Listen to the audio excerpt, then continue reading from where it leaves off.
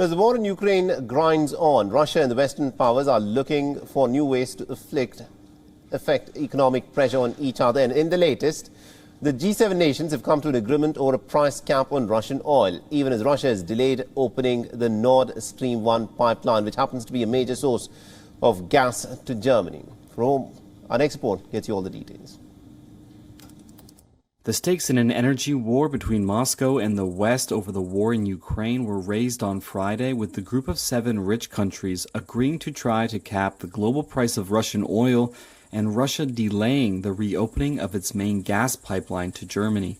A deadline had been set for Saturday to resume gas flows via the Nord Stream 1 pipeline, one of the main supply routes to Europe. But that deadline was scrapped, with Russia's state-controlled energy giant Gazprom blaming a technical fault. Gazprom said it couldn't provide a timeline for when deliveries will resume. The announcement deepens Europe's difficulties securing fuel for winter as it faces an energy-driven surge in living costs. Moscow has blamed sanctions imposed by the West after Russia's invasion of Ukraine for hampering routine operations and maintenance of Nord Stream 1. Brussels says Russia is using gas as an economic weapon to retaliate.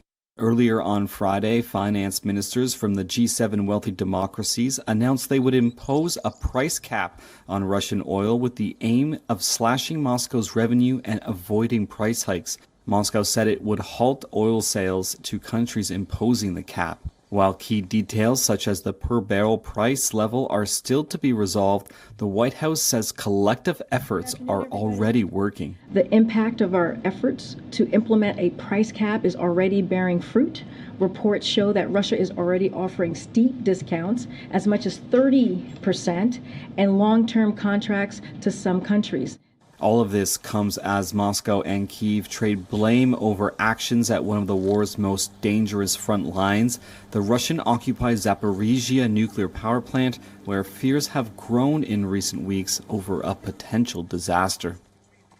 WION is now available in your country. Download the app now and get all the news on the move.